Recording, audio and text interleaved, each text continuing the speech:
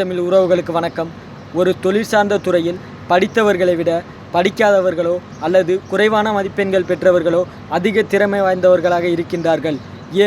ஏனென்றால் படித்தவர்கள் தன் செய்யும் வேலையை தன் படிப்போடு ஒப்பிட்டுக் கொள்வார்கள். ஆனால் படிக்காதவர்கள் தன் செய்யும் வேலையை வாழ்க்கையோடு ஒப்பிட்டுக் கொள்வார்கள். படித்தவர்கள் தன் செய்யும் வேலையை ஒரு அளவில் செய்ய வேண்டும் என்று நினைப்பார்கள். இது இந்த துறைக்கு முழுமையாக பொருந்தாது, சிறிதளவு மட்டுமே பொருந்தும். இது மற்ற துறைகளுக்குத்தான் பொருந்தும். எடுத்துக்காட்டாக மருத்துவம் போன்ற துறைகளுக்கு இந்த அளவில் செய்வது பொருந்தும். ஆனால் படிக்காதவர்கள் எந்த ஒரு சிந்தனையுமின்றி, தேவையற்ற சிந்தனையுமின்றி தன் செய்யும் வேலையில் முழு கவனத்தையும் செலுத்தி திறமையாக அந்த வேலையை செய்வார்கள். இதனால்தான் படித்தவர்களை விட படிக்காதவர்கள் அதிக திறமை வாய்ந்தவர்களாக இருக்கின்றார்கள். இப்பொழுது நீங்கள் கேட்கலாம், அப்படியென்றால் யாரும் படிக்கக்கூடாதா என்று. நான் அதை சொல்லவில்லை. இங்கு கல்வி முறை தவறாக உள்ளது. இந்த கல்வி முறை தான் தவறான கல்வி முறை. கல்வி என்பது ஒரு தனித்திறன் ஆற்றலை வளர்க்கக்கூடியதாக இருக்க வேண்டும்.